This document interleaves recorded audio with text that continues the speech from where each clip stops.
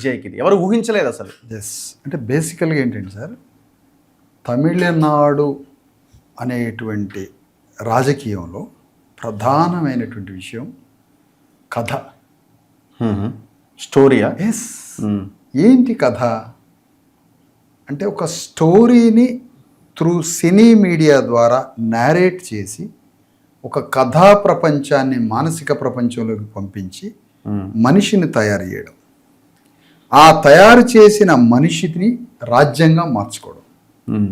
అంటే ఇప్పుడు మనకి విజయ్ ఒక మాటలో చెప్పాలంటే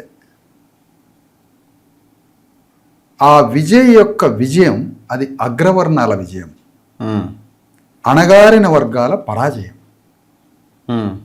అణగారిన వర్గాల పరాజయం, అగ్రవర్ణాల విజయం. ఎలా ఇది?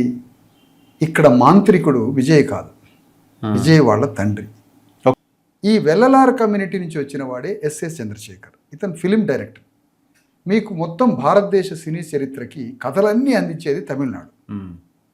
కథ ద్వారా ఒక మానసిక ప్రపంచాన్ని తయారు చేస్తుంటారు వాళ్ళు. విజయ్ అనేటువంటి ఒక క్యారెక్టర్ని అనేక పాత్రలలోకి పంపించాడు వాళ్ళ నాన్న కథలు రాసి. వెట్రిమారన్ అని ఒక ఫిలిం డైరెక్టర్ ఉన్నాడు, ఒక ఇండియాలో ఉన్న టాప్ డైరెక్టర్ అతను. వెట్రిమారన్ ఈ డైరెక్టర్తో ఒక దళితుడి వేషం వేయించారు. అంటే character Dalit character Vijay.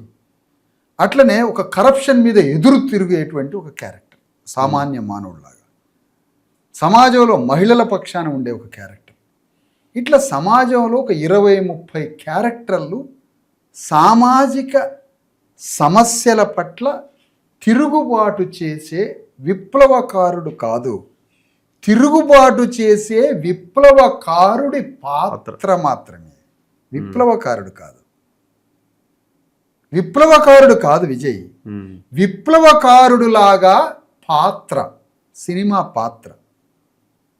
So పాత్రనే ముఖ్యమంత్రిని చేసిందా? ఎస్, పాత్రలే.